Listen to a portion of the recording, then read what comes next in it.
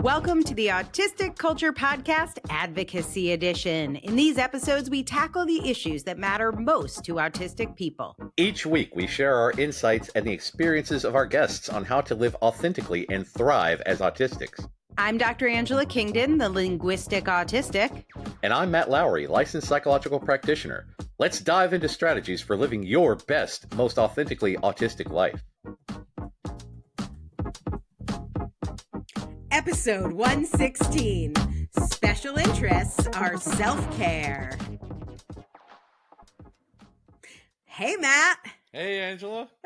Oh, my goodness. I had this whole episode ready for you today, and I had to throw out the whole episode. I did all the research. I've been working on it for months. I've been teasing you about it. I've been talking about it on this show. I was ready to go, and then I was like, I am throwing this whole thing out completely. Really? Yes, because it depressed me. Yeah. We that's the Friday episode. This is the Friday episode. It's Friday. So it fits. Yeah. So yeah, it was too depressing for a Friday episode. Oh, yes. Okay, here's the thing. A couple months ago,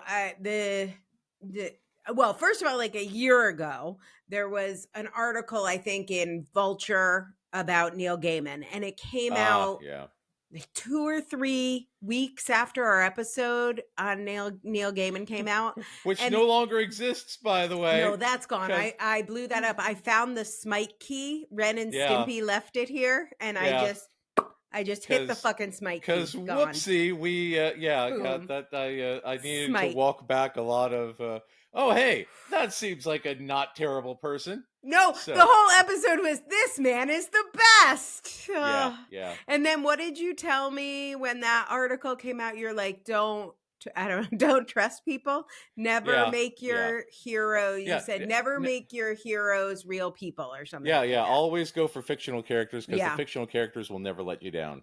Yeah. Anyway, Optimus Prime will never, except for the Michael Bay movies. The Michael Bay movies, he acted out of character, but you know. Yeah. I never told you the story. The first book I ever ghost wrote was called The Nazi Hunters.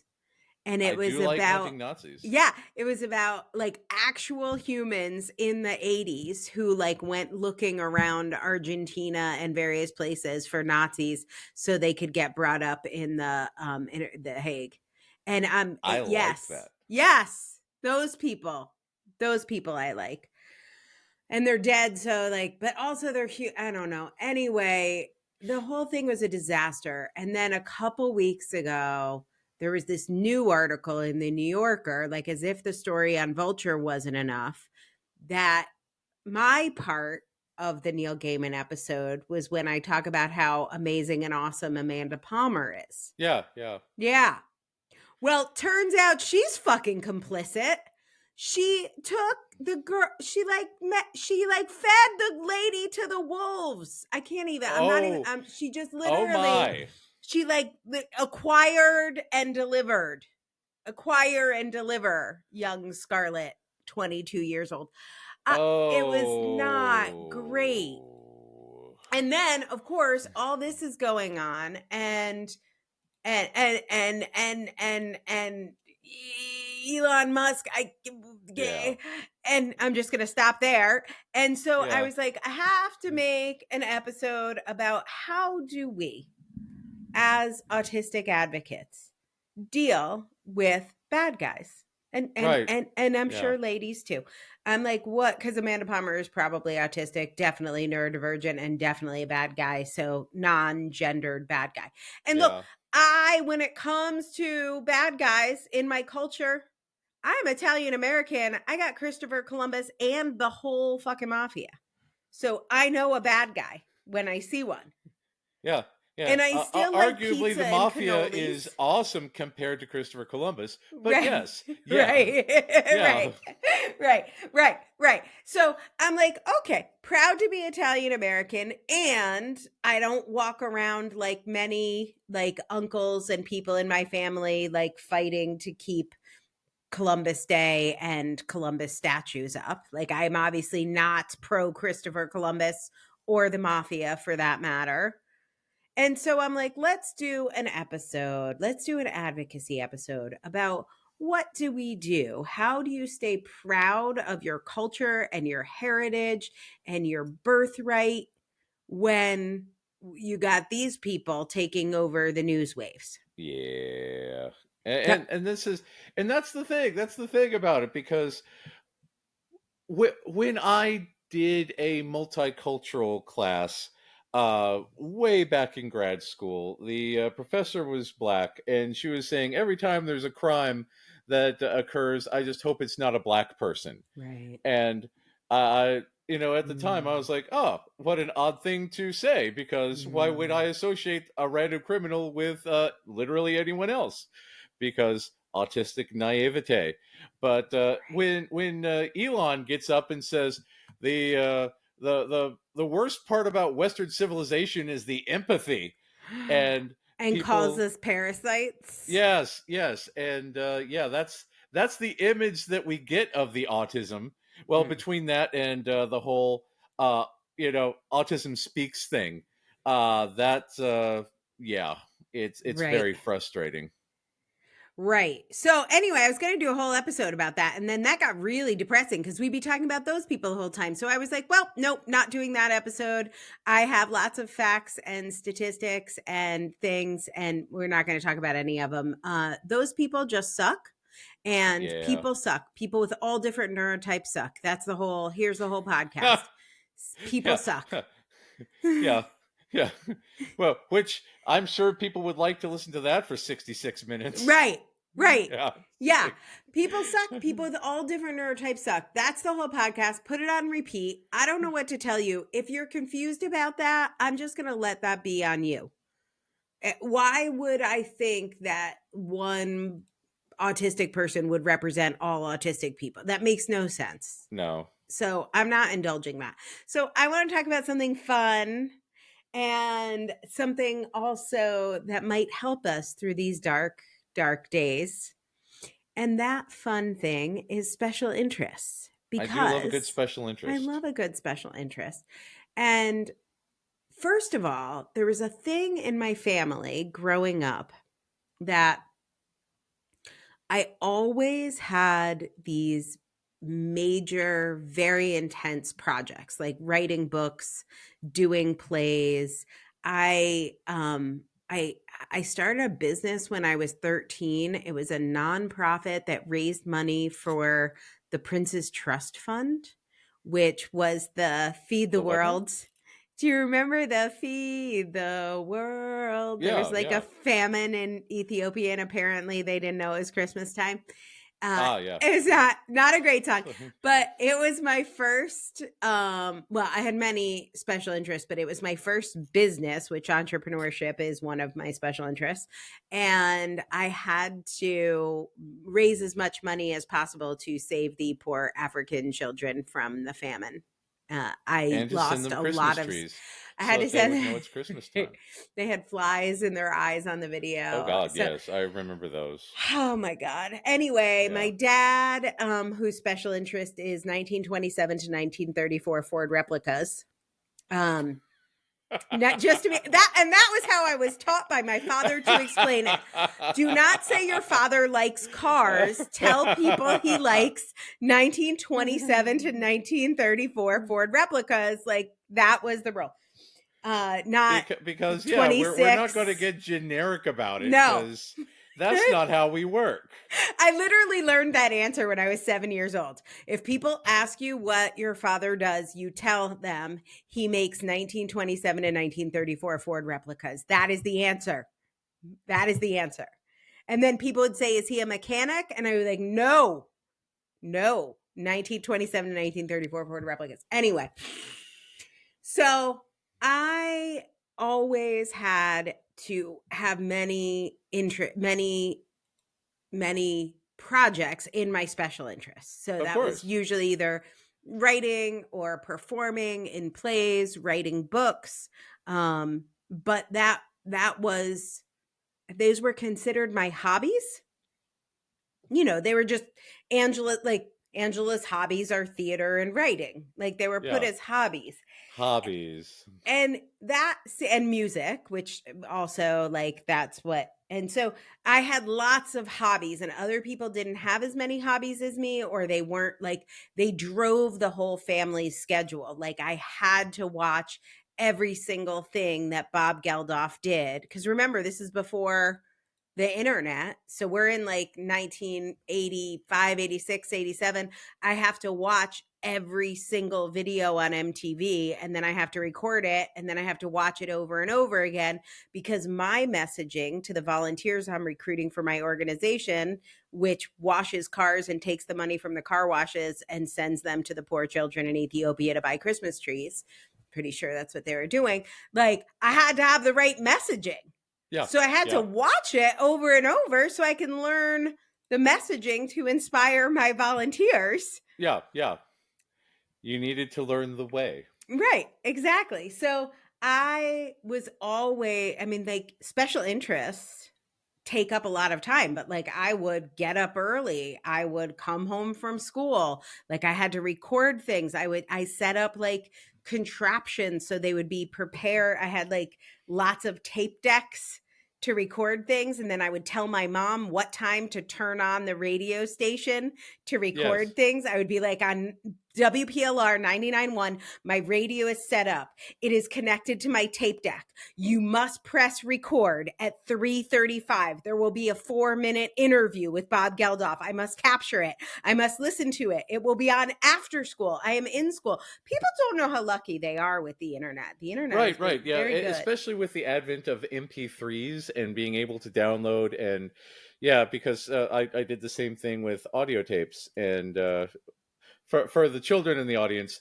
there used to be these things called cassette tapes, and they were a VHS big part tapes. of my life. We were big on magnetic tape, and it's growing up, my parents never understood any, even though my father had a remarkable number of his own special interests, but when I was like, yes, this is incredibly essential, please do this at this time, they're like, if I'm feeling like it, I'll do it. And I'm like, no, this is serious. This is important. Yes, Muy this is importante. Life and death to us. Yeah, it was. No, but this is the thing though, because I think because school was an utter nightmare in every way. Yes.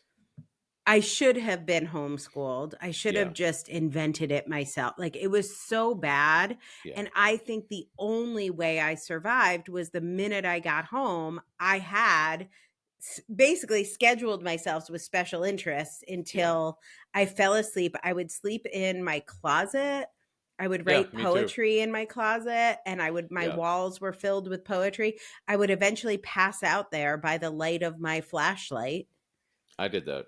And then I'd wake up and be tortured by the hell of going to school. But at least I had my work saving the children of Ethiopia, which gave me purpose, the books that I was writing, and, the plays that I was casting. And all the plays I did were about like teens coming out as gay.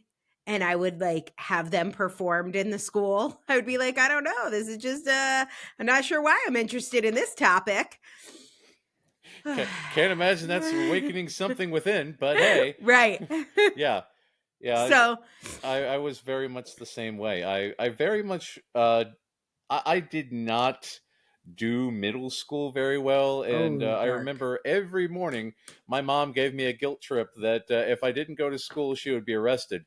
And then the day that my brother got into middle school, she pulled him out and homeschooled him immediately. What? Just not me. Right. Why? Yeah. What? Huh? Well, because he's a special angel that, also, I was the one that had to navigate the system at the University of Kentucky and get there early and ride buses around. But she took off work to pick him up from building and drive him from building to building so he wouldn't have to walk across campus. And I'm still fairly that would bitter. Have been. I was going to say that would have been an inconvenience. And yet I am the one that was labeled the narcissist because I wanted people to come to the NICU when my baby was in the NICU. Right. Yeah, no bitterness there at all. But I get it. Yeah. Okay. So, but what that sounds like hell on earth, but what were your special interests at the time and how did they help you with emotional regulation through the hell that was childhood? Uh, uh, uh, uh, well, the same special interest I have today. Reading, I first discovered Frankenstein, the book, Oh. when I was in middle school, and God, I related to that. But also Transformers, Star Wars, Ghostbusters, all of the stuff that we have actually covered here on the podcast, because they were the things that got me through it, because I identified more with the fictional world than the real one, because Te- friends, tell me family, and fictional your characters. tell me your first was your first encounter with Star Wars? Like how did your relationship with Star Wars and George Lucas begin?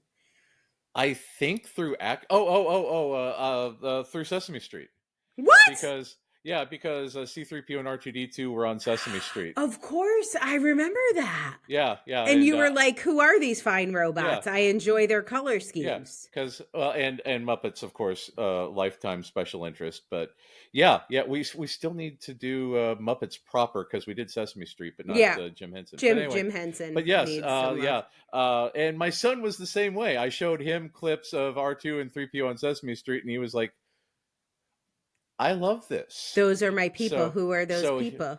so he needed all of the R2-D2s and 3POs and Did you everything, and collect before you saw the movies, or did you see the movies and then start collecting? I think it was. I think it went together, Mm-hmm. because I remember seeing Return of the Jedi in the theaters. I was there for Jedi. I was too young for Empire Strikes Back, and I wasn't. I didn't exist when A New Hope came out. I, But I I saw Star Wars in ah, theaters, but I think it was my first movie or maybe Grease. I remember seeing it around. I think it came out around the same time as the movie Grease. yeah, I'm very old. I'm very yeah, very old.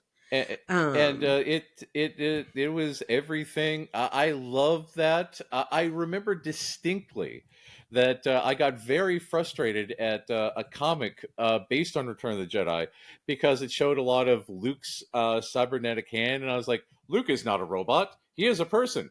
And I'm completely forgetting that scene where you got blaster shot, because again, I didn't really put things together, because you see, back in the day, before the internet, before Netflix, before DVDs, before VHS was available, uh, if we got to see it on TV, that was wonderful.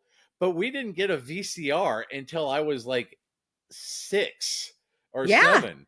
Oh, So we right. didn't. I remember the day we got our VCR. I was in fifth grade, so I was Yeah, like 10, yeah, and it was momentous. yeah, we And we then there did. was so much programming. You Yeah, also, I think that's, I mean, I'm I'm not super technical, but I think special interests are a big part of why I have any technical capacity. Like you're amazing. I've seen some of your technical systems, but like you had to learn how to program the VCR. yes, exactly. It was essential. Yeah, we didn't get to watch our special interests over and over and over like Bob Geldof, Right? because and that's the thing, because when you have a timer, you can set it and record it yourself and watch it whenever you want, and that was big for me, because That I had was rituals around huge. being able to record things, and but I didn't get to watch Star Wars and piece it all together until VHS, because watching the VHS, I was like, oh, A New Hope, and then I got into, what is this IV? IV is not one.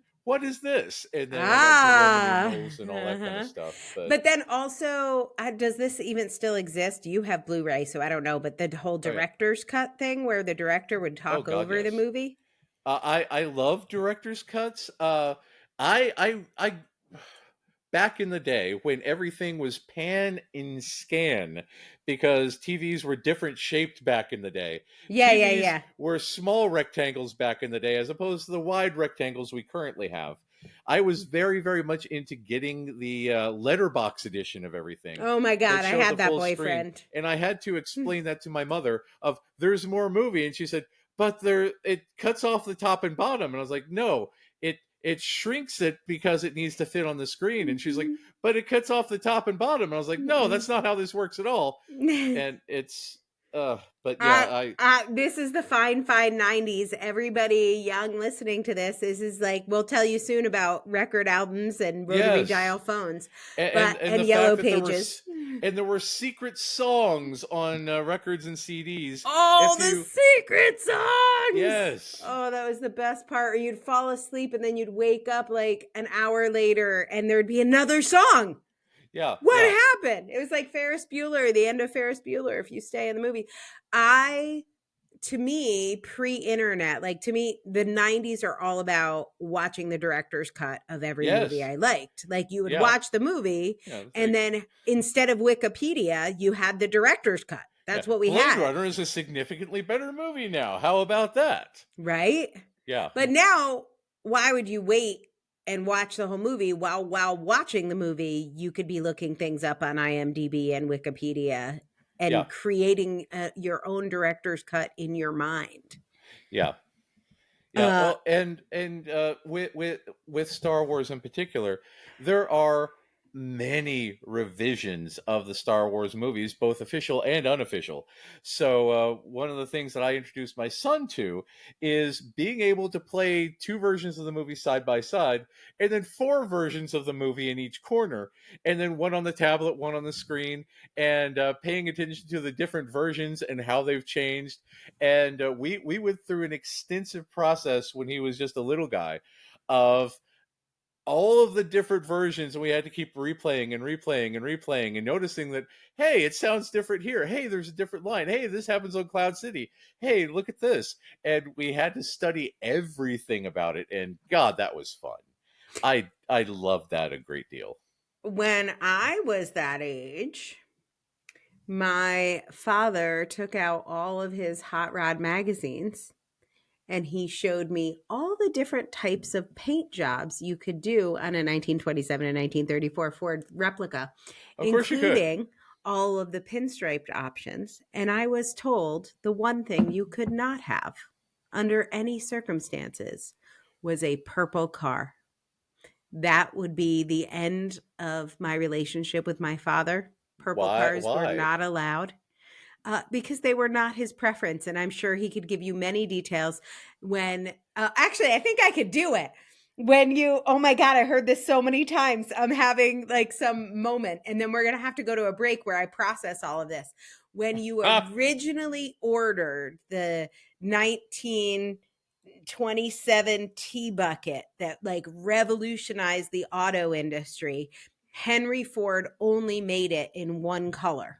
Yeah. And so that is the only correct and approved color is Henry Ford's color. And then there are a few other colors that were available to paint a car in 1927, one of which was not fucking purple. Not allowed. So it's just a historical thing, not a color preference. I think it is also a color preference, but it's mostly because people, NTs, but my dad didn't know that term, would just play fast and loose with what they would call a 1927 replica. When no, you are not replicate. That is not accurate. You cannot just leave out some historical facts. You see what we're doing here? Oh my. Yeah. Accuracy. And we train our children young. You must train your children in your special interests to increase emotional regulation through your special interests. The children we love most accept our special interests as their own. Yes. These are the rules. These are the rules, and this is the way. Let's listen. Let's take a break and let's listen to an ad. I got to process. Have you ever wanted to know officially if you're autistic, but you don't want to deal with all the medical gatekeeping? Adult Autism Home Assessment, or as I call it, AHA, gives you a clear autism-affirming, autistic-approved way to self-identify without the inconvenience of dealing with neurotypical, quote-unquote, professionals. You can find out all about our book and get a free copy when you become a monthly, annual, or Autistic Guardian subscriber of the Autistic Culture Podcast. To find out more, just go to autisticculturepodcast.com/subscribe. All right. We are are back, and we are talking about our favorite subjects. Literally. No, really, Yes. for real. That's what we're talking about. Special interests, all the things we love. We've been talking about basically how special interests keep us sane and are great for emotional regulation. But I did want to also talk, Matt, about the social connections that come Yes. through special interests. So, have you ever met anybody through Star Wars? Honestly, one of my oldest friends, Ben Chikanowitz. If you're listening, Ben, hi. Hi, I've Ben. I've known him since maybe I was 15, since before I could drive, because he was also an avid collector. He didn't realize until just recently that he is autistic and that he probably has an autistic kid. Oh, did you Welcome to spring that Autistica. on him? Yeah. Yeah. I was like, he mentioned a while back. I think I might be autistic, and I was like, everything. It's like, yeah. Do you remember when you came to my house because you found a vintage copy of The Empire Strikes Back VHS, and we swapped, Star Wars stuff and everything, and yeah, it's like, yeah, that's the reason we're friends, my friend. This is why. And he currently has a special interest of running and gardening and things. So, a lot of autistic runners out there. Rachel and Ben. Hey, We everybody. have an episode coming up on that. Somebody, I can't remember who now, but we have one in the hopper. I haven't scheduled it yet, but somebody who wrote in and said they wanted to be on the show. Yeah. Hopping is a totally different one. But yes. I went literally on that. Yeah, hopping is. But I think that'd be more of a stim than a spin. I also I met a lot of people back in the day through Usenet, because back in the day before you're saying it like I wouldn't know. Listen, I was coding links pages for Usenet news groups. Yes. Pre-website browser. I was in there. I had it. I was in it. And the people listening might not know what Usenet was, but one of the great joys of Usenet, it was message boards before there were message boards, and it was like this underlayer of the internet that was just entirely text-based, and you get home from school or work, and you hit the button, and it downloads all of the messages from that day. And then you're able to read the messages and reply to the messages. And sometimes somebody will post a picture of a brand new Star Wars thing or the George Lucas action figure. But because the Usenet messages had a limit, you had to compile 8 messages in a row and download 8 messages in a row and compile it to form a picture. And that could take anywhere from 5 minutes to 45 days. Who knows? But by God, you finally got that picture, unless one piece was missing, in which case, oh God, it hurt so bad. Right. But I just remembered that. Yes. Oh, that was so sad. Then you had to hopefully start all over if it was even possible, which it often was not. It was, yeah, and so I had friends on Usenet. I had Ben. I got into the Transformers Collectors Club a long time ago in a galaxy far away, and it. I actually became pretty big in the community that we had, because I was a customizer. I was well spoken, and I was a psych person. So when the Transformers convention, BotCon, robot convention, Autobot, Decepticon, it's the greatest name ever. I love it. When it came to Lexington, the head of Hasbro, Brian Goldner at the time, I think it was Brian Goldner, he went to UK, and the University of Kentucky, not University of Kent, where I go. Yes. Do you realize that's my school, University of Kent? I just don't have an UP. It's very weird that there's a UK, and you were formerly Loria and Lowry. Yeah. We're again same soul roots, connected. but yes, yep. but through the connections on the Transformers Club, they said, "Hey, that guy goes to Kentucky. That guy is a well-spoken guy. That guy is a nice nerd." And they hired, or they got a photographer and a writer from the Lexington Herald Leader to follow me around and take pictures of my interactions with the Transformers fans. And I got 2 articles in the paper based on that.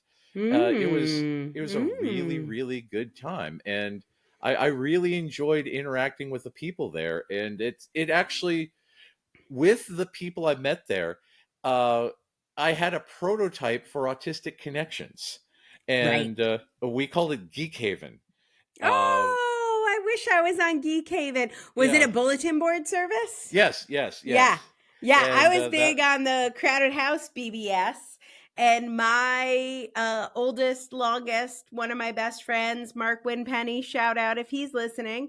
I met at on the bulletin board, and then we met in person for the first time at the major Crowded House show in Australia, and stayed up all night. And we've been to shows all around the world, and the whole Crowded House fan club. They are still my friends. When we go to shows, we all get there early. We get in line at like 9 or 10 in the morning, and we spend the whole day catching up with everyone in line that we've been going to shows with for 30 years or so. I'm sure, I'm probably the only autistic one there, because lots of people follow a band for 30 years around the world and stand in line for 12 hours before every show, and usually book 10 to 12 shows on a single tour around the world. I mean, this is the way. Seems like something anyone would do. Yeah. And I stand in line and I'm like, should I tell them all? Nah, it's so much more fun this way. And then we talk about everybody's special interests, and like a lot of people, their interests other than Crowded House can sometimes be other bands or music. But there are people that over the 30 years have like become some of the world's best map makers. Of course. We have like the people standing in line have done the most incredible things in other areas that they've been focused on when they're not listening to Crowded House. So I can't even imagine what my friendship circles would look like. And a big part of why I felt comfortable moving to the UK, because I'd spent so much time here, because Crowded House is much more popular here. That's interesting. So obviously we're talking about old people shit.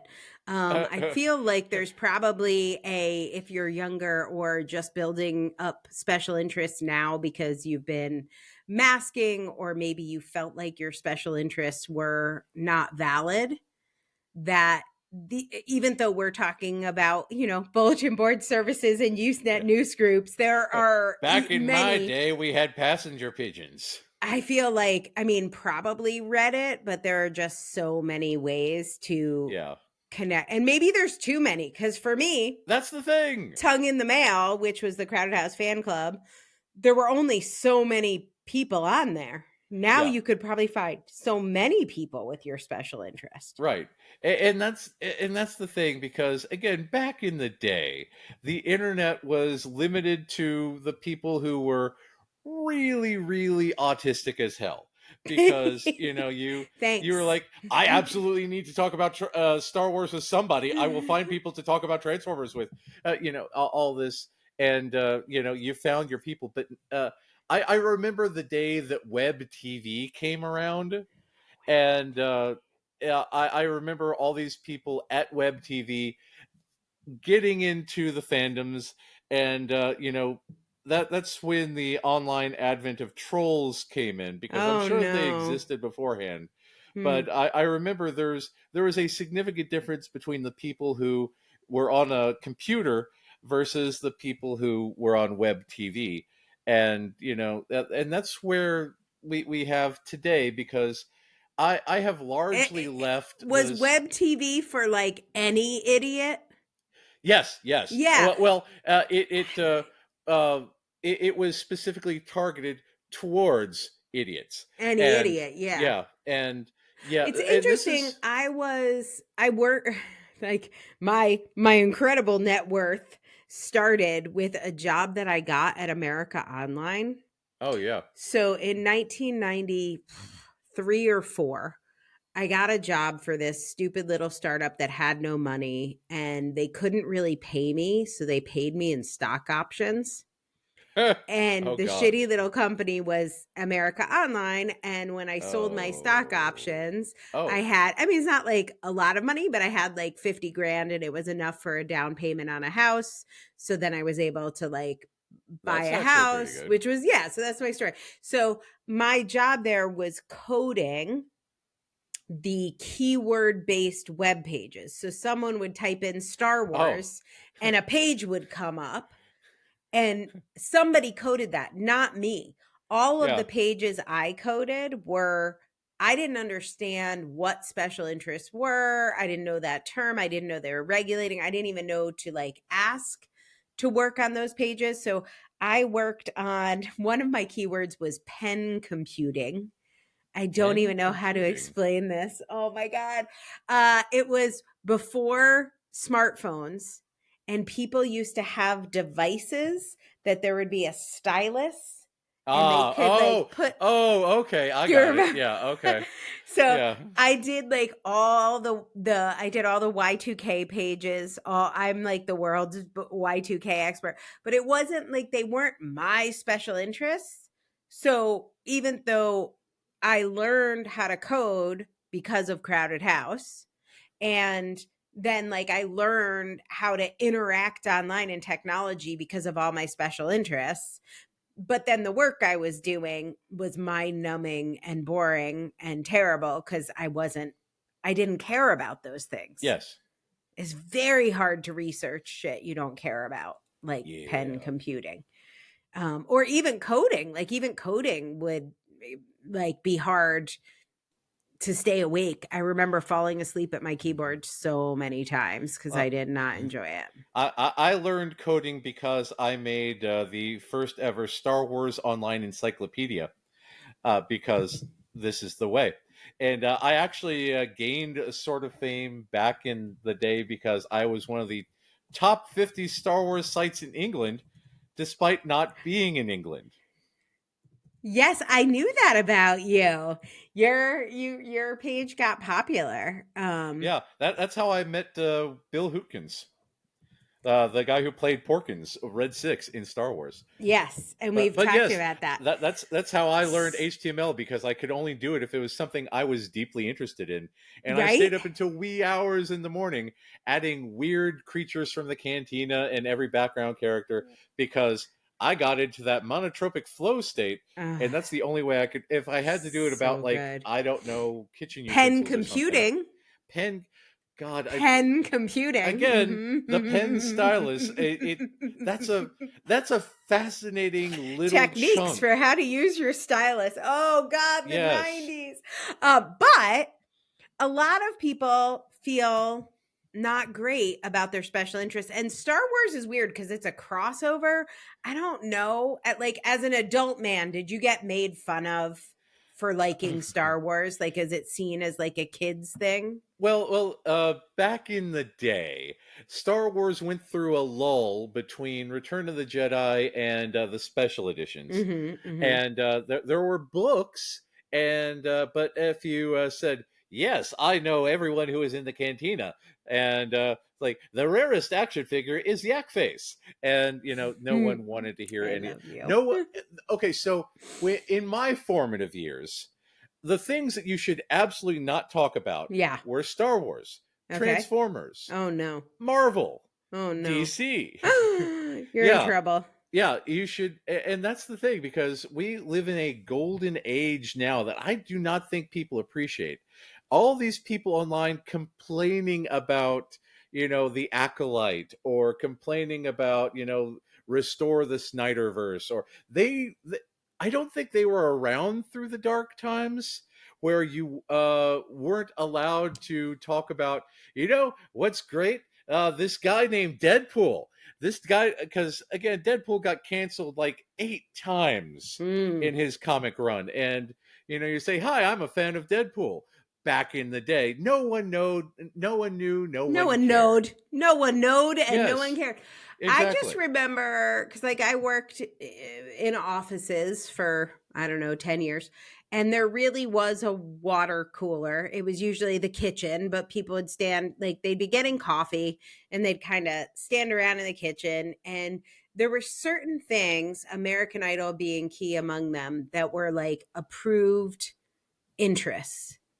And like American Idol, the Monday Night Football, whatever football, I don't know what, some sports ball, like any major, the Super Bowl, any major award show, the Grammys, like these are approved. While standing in the kitchen, you may discuss these. Yeah. But there are things like everything I'm interested in that are not approved for kitchen discussions. And one of the approved kitchen discussions was Saturday Night Live. And I remember thinking, I can tolerate Saturday Night Live more than like football or some of these other torturous things, American Idol, that makes me want to die. Like, it's just everything that's wrong with music. And so what I would do is I would watch Saturday Night Live, partly because I liked it enough, a little, but a lot because I needed to prepare material to present to the neurotypicals. Like, I have to have things. Oh, did you see Dick in a Box? That's really funny. I sure do like those funny things. You had to have material at the ready. Now we can, most of us, this is probably not true if you work at Walmart and have to interact with your coworkers in person, but at least now with the internet, I can spend most of my time only talking about like very detailed, like there is some Hamilton shit that has happened this week that like I will not talk to people that don't care about the Hamilton shit. But for those of us that are into Hamilton, like seeing Angelica and Philippa Sue and Lin-Manuel Miranda, Renee, get together and sing. Like, we have so much to talk about, how their voices have matured, what they wore, how they looked, what a surprise it was. None of those things could I talk about in the kitchen with coworkers. Because, the ability to find people who share your special interest these days, while it might not be ideal to meet people on the internet because you really, really want to have a bunch of people to sit around and talk about stuff with, back in the day we just did not have that, and you absolutely need it. Yeah, I was gonna say that is self-care. It's not like some extra thing, or the way ABA people would have you think of it is like, if you're good, you could have 5 minutes. I do this, not now, but I could, as an adult, I would limit how many Crowded House albums I could buy based on how good I was. Right. Like how much I behaved. Like if I'm a good girl, then I can, spend money on my special interests or talk about my special interests or spend time. Now I think like it is easier to make those connections and find those things. So like when I wanted to listen to new Crowded House music, I had to drive to record stores that had obscure records and then buy them. Now you can just listen to them for free. And I drove to so many record stores, Matt. It's not. Remember when you have to, go to a person and specifically request something, and they had to go to their special forbidden catalog, and then they would talk to their people who would talk to their people who would talk to their people, and then about a month later, then you would get the thing that you needed.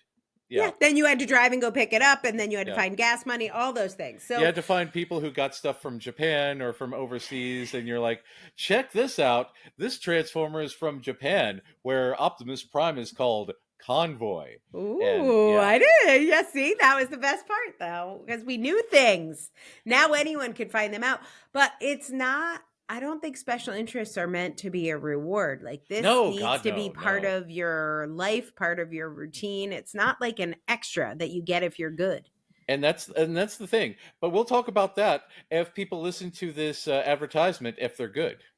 Hey, clinicians.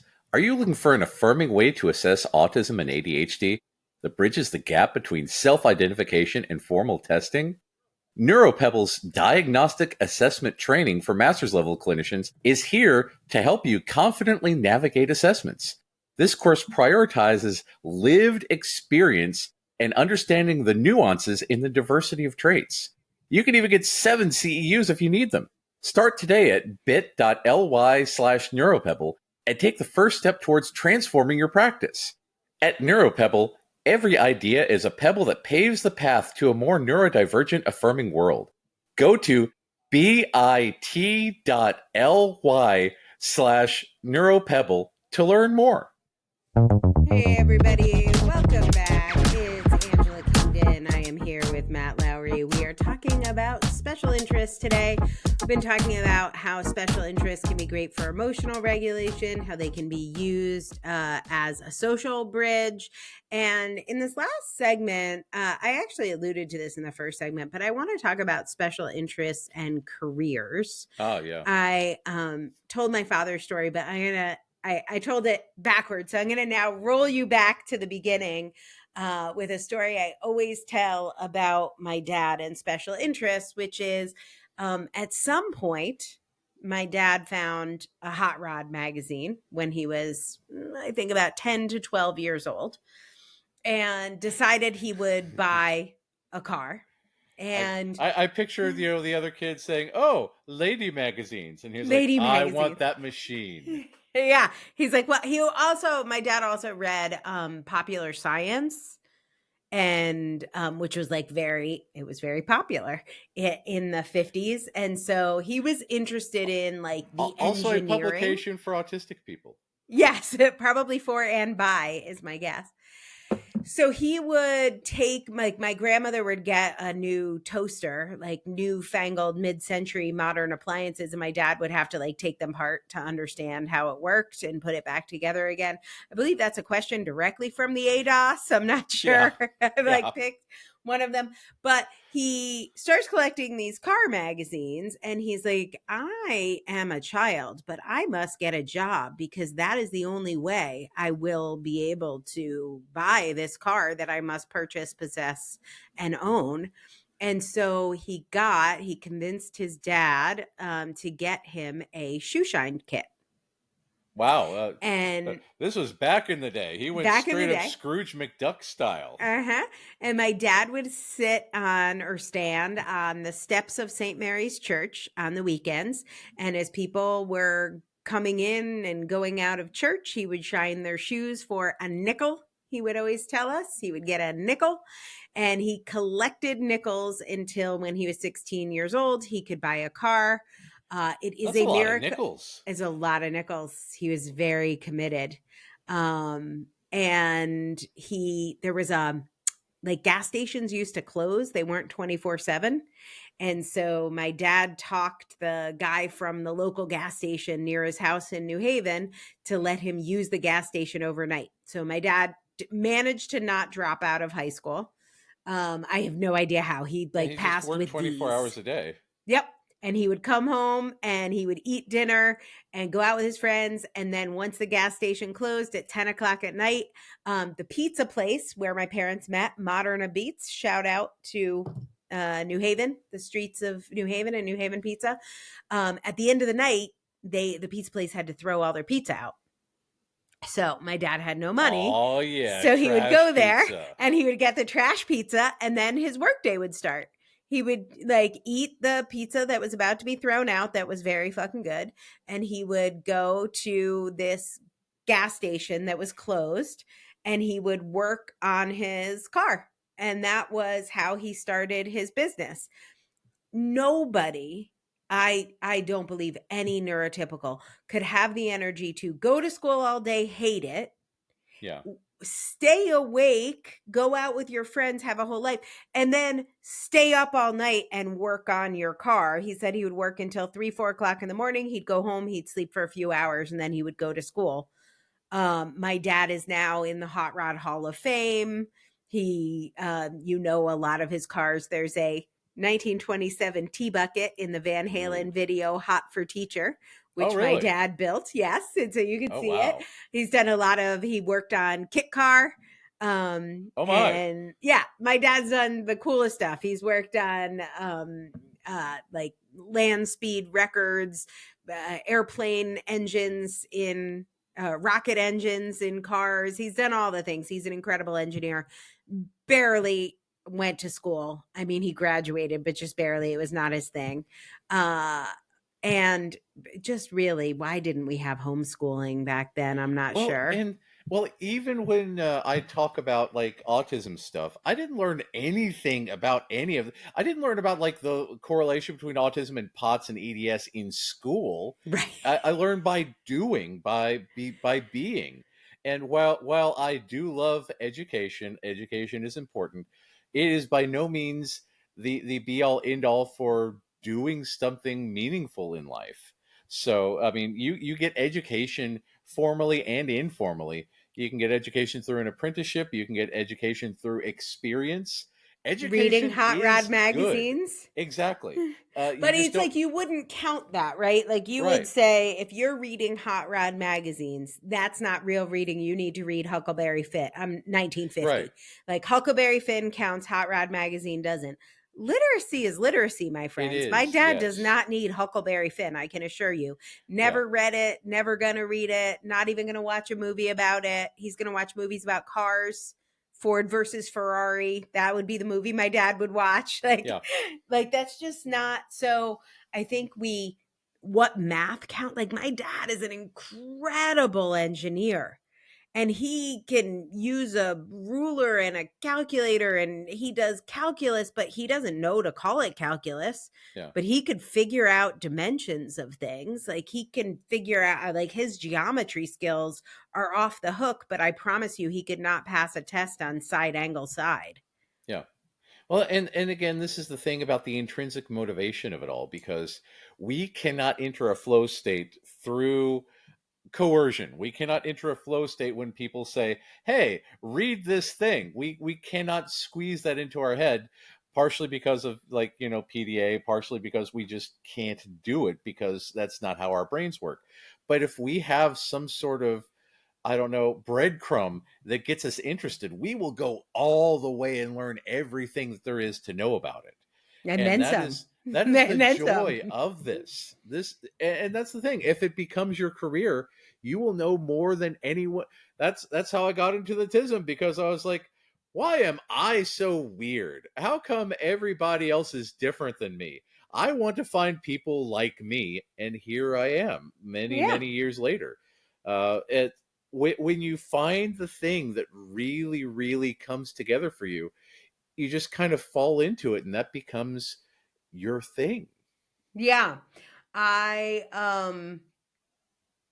I can't even, like, the number of times where I have gotten jobs directly related to my special interest. Like one of my first ghostwriting jobs, I was standing in line at a crowded house show and I Yeah. ended up getting a job. Do you know about my Clark Shoes job? No, tell me. This is such a fun one. Have you ever heard of the company Clark Shoes? Yeah, yeah. So I was standing in line at I'm a old, remember? So standing in line at Clark Shoe, they're very in England. They're known as school shoes because Yeah. they have uniforms. Here, I feel like in the U.S. they're like man's like dress shoes or something. But anyway, They used to have shops downtown back when downtown had shops. right, right. Exactly. They still do. And that is related to my story. Well, I think they still do. Maybe they don't. You're right. Downtown's gone. My story's old. But yeah, so standing in line, talked to this guy who worked at Clark Shoes, which is in Street in England, which is less than an hour from where I live now. And I'm standing in line talking to the guy, and he's like, "Oh, yeah, we're doing a coffee table book." He's like, "What do you do?" And I'm like, "Oh, I'm a writer, special interest. Wrote my first book when I was 7. So I'm a writer. I was writing about pen computing, you will remember, and the upcoming callback. Y2K problem. Yeah, Yeah. and he was like, "Oh, you're a writer? We're looking for a writer. We want someone to travel the world, go to Clark shoe stores in town centers around the world and interview people about their memories associated with Clark shoes, take pictures of them, and make a coffee table book." And I that like was that. one of my first jobs. I got paid to travel all around the world and interview people about their experience with Clark shoes. which is such like a bizarre, but for somebody whose special interest is international travel, I was an exchange student. Like my goal was to get to every country. I'm at like 43, so didn't get there. But a lot of the countries I racked up on Clark Shoe's dime when I was 20 something years old. Nice. So I think our special interest can put us in the right place at the right time. So like even if your special interest is Bluey, Yeah. and people are like, why are you into Bluey? That's for babies. You don't even have a kid. Like, you will be surprised who you will meet and what like magical things will happen Yeah. because you connect with someone who shares your passions. And that's the thing, because it feels like unlocking a secret code when you meet somebody and you're able to mutually info dump about the thing that you're really passionate about, because you just hype each other up. And it is a type of relationship that I don't think that neurotypicals understand.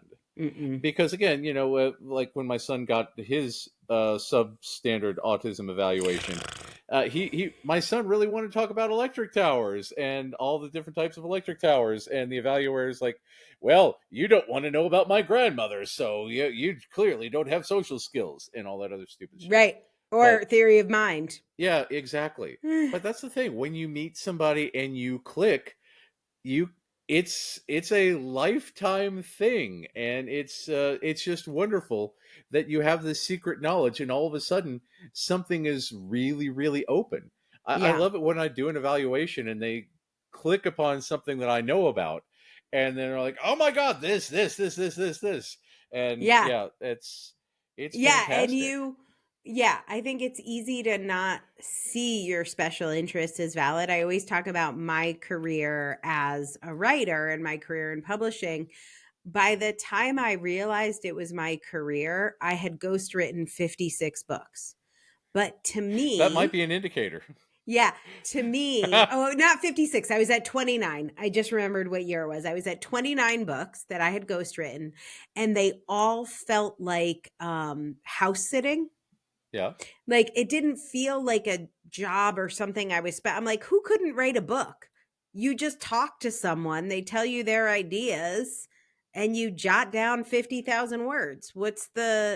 So it felt to me the equivalent of like being a dog walker. I had no idea that this was something that was so valuable, because when it's your special interest, you could spend thousands of hours learning the skill and not even know it. Yeah, You don't even exactly. know you're learning a skill. You just think you're breathing. It does Yeah. not feel like something you're acquiring. Yeah, it just it feels so smooth, and Mm.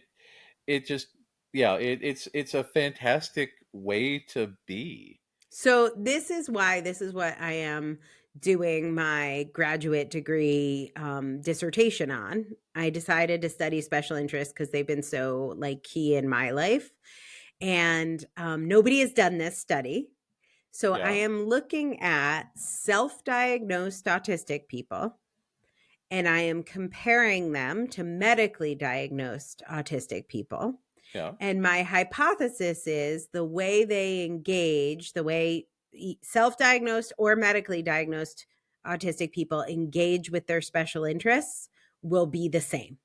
That there Yes. won't be a difference, that whether you're medically diagnosed or not doesn't determine how you interact with your special interests, but actually whether you're autistic does, not who diagnosed you or when. So That's a this good measure. I like that. this quiz that I'm having people take, it's very hard to find good measures, but it's an autistic doctor. He's amazing. I have a brain crush on him. His name is Zach Williams.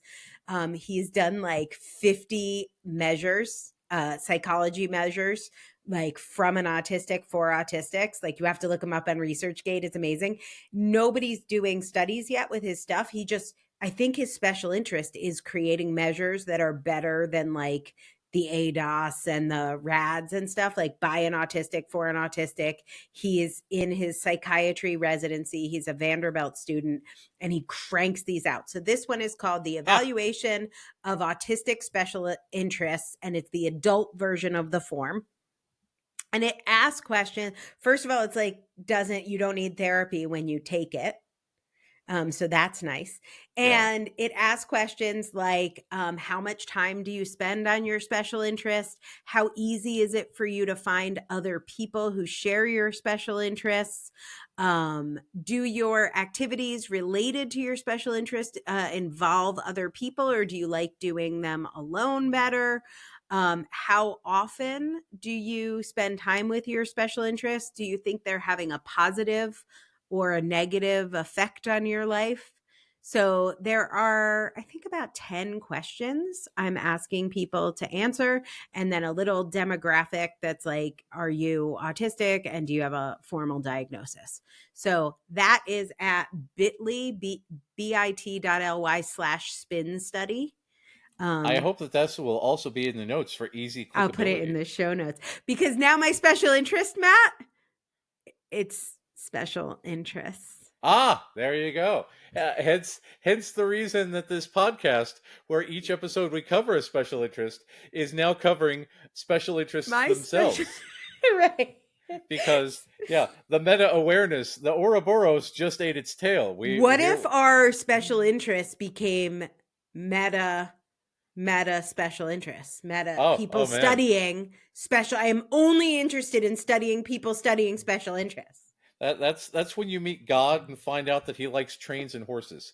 So, but that might be true. That my understanding. So one of the things, I'm not studying this in my current study, but one of the things I have spent a lot of time thinking about, and I'd love your thoughts on, because for me, special interests are so healing. Like, that is the best self-care I have, is like graciously giving myself time to like organize my special interest, alphabetizing books, single best the whole Kinsey activity. thing. Yeah.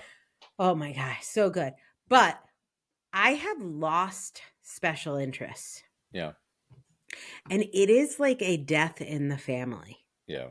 And I don't feel like I chose it. It's been, I like literally, I think we need to talk about what to do when you lose a special interest. It's like losing safe food. Yeah. Yeah. Because that's the thing, there for various reasons, whether it, a special interest gets accused of sexual assault, and you're like, see, there's a good example. yeah, Michael Jackson was one. I know we were talking about Neil Gaiman earlier, but like, fucking Michael Jackson was like my first love. yeah. But I can't do the episode on it. I had to sneak it into a Sonic episode. I feel like dirty even thinking about it. Yeah.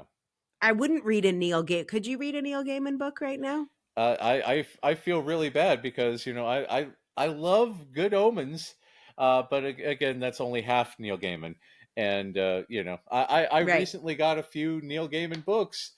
Well, recently before the whole thing, because I have no concept of time, and now I'm like, I really don't want to. I got a replica Coraline doll with the button eyes, and to put in the autistic wall of fame. But I don't think that she will be going there, because it's very, very saddening to know that there is stuff that is there, and it the connotations, the links to it, because that's another thing about the hyperconnected brain, because it's not just one thing, it's this web of stuff that's all connected to it. It's got tendrils into so many other things. So when a part of that sours, so sours the special interest.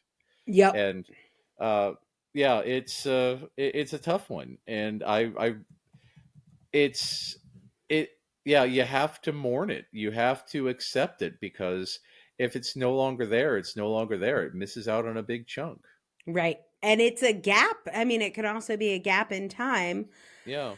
I am currently reading, I'm going to leave this in the show notes too, if you, like me, are processing any of this. I'm reading an amazing book. It's called Monsters, A Fan's Dilemma.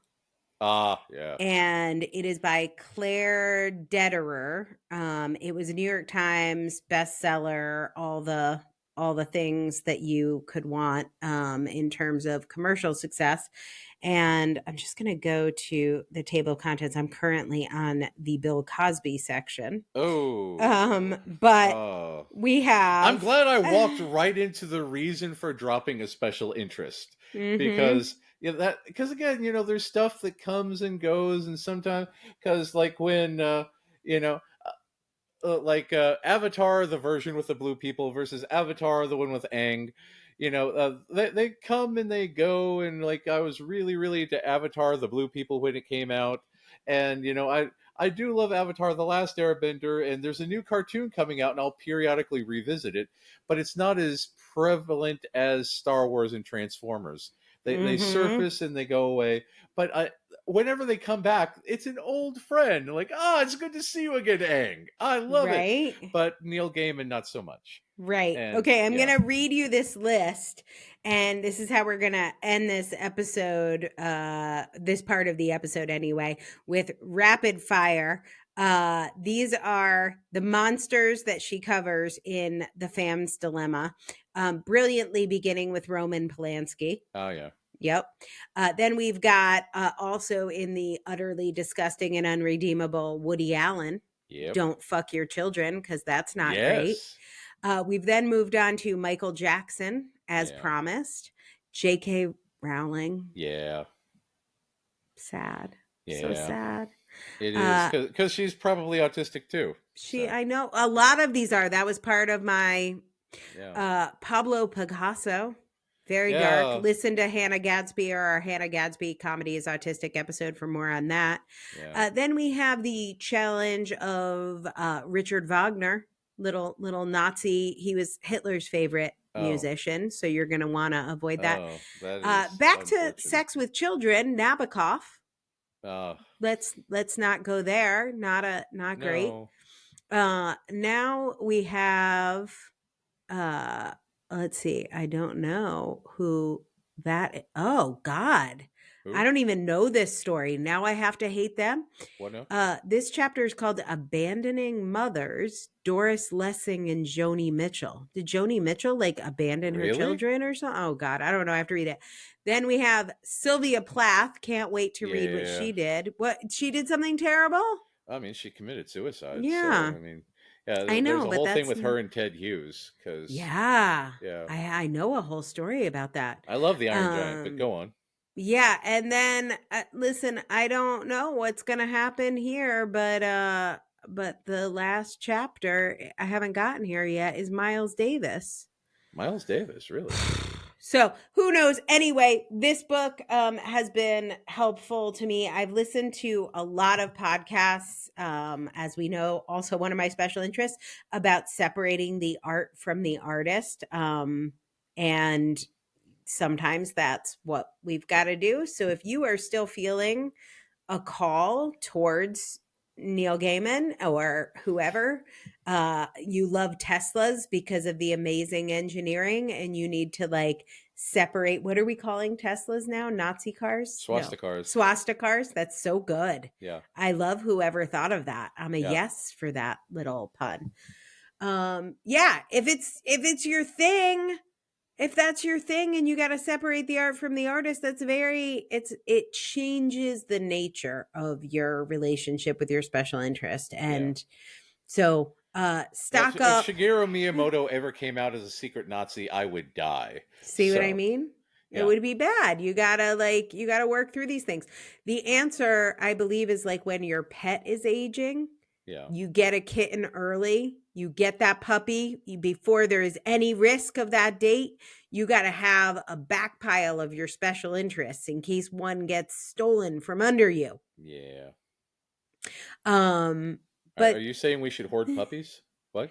Yes. That sometimes we need to hoard animals. I will tell you that might be self-care. I have a friend who is a Facebook friend who is autistic, who, as he has gotten diagnosed, it seems like the animals just are accruing and he has an emu. He lives in Australia, but he has an emu.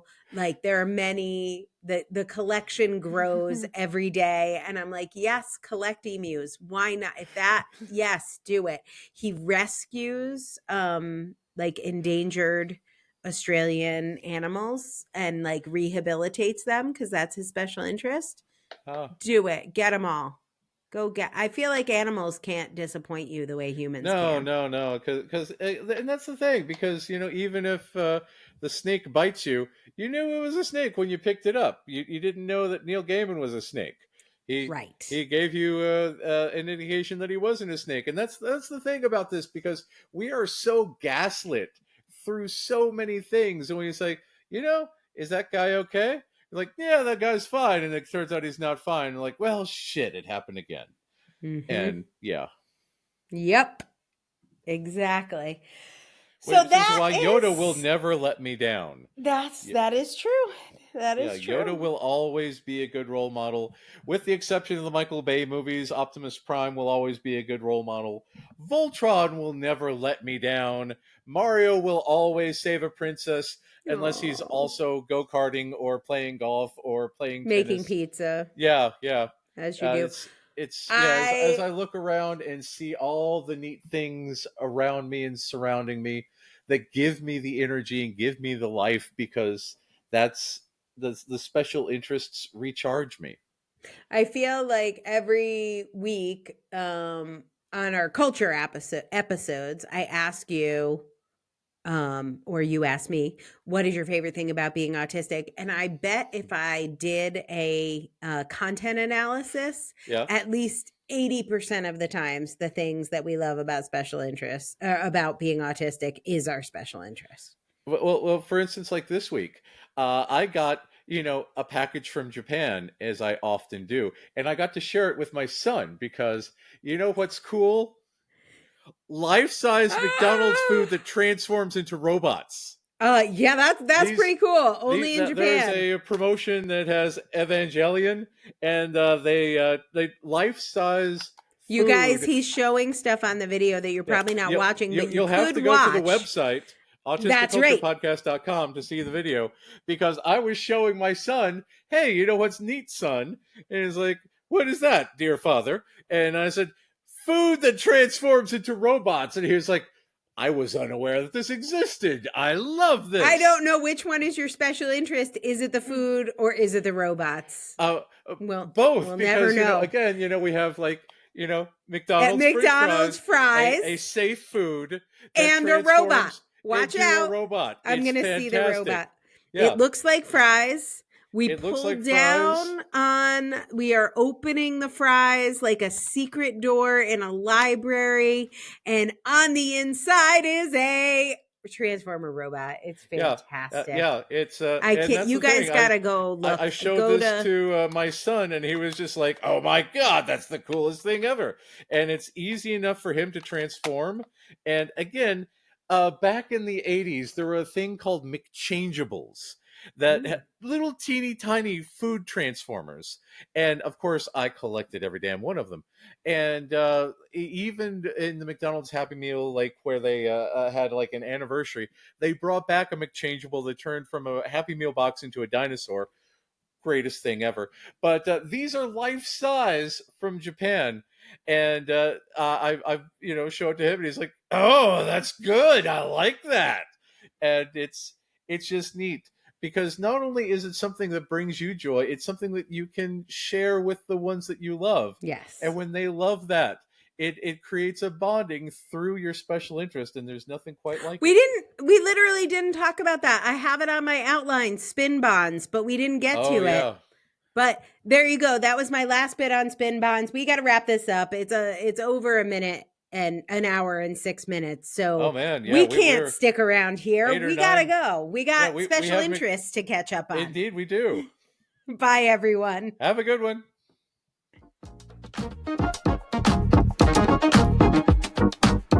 Thanks for listening to the Autistic Culture Podcast Advocacy Edition. Be sure to tune in for our Autistic Culture episodes every Tuesday, where we celebrate autistic contributions to society, culture, and history. For even more Autistic Culture, consider becoming a paid member for exclusive perks like live Q&A calls with us, a virtual writing circle, and our new Self-Defined Living course by Becca Laurie Hector. Fun fact, Matt, it actually costs us $8 for every minute that people see or hear on the podcast. But our member pricing is just $8 a month. What a bargain! What a bargain! Buy 1 minute and get 500 minutes for free. Seriously, if you can afford this, we really appreciate your contribution. It makes all this possible. And of course, the best way everyone can support what we are doing is to rate, review, share, and subscribe on Substack or your favorite podcast app. This is the way.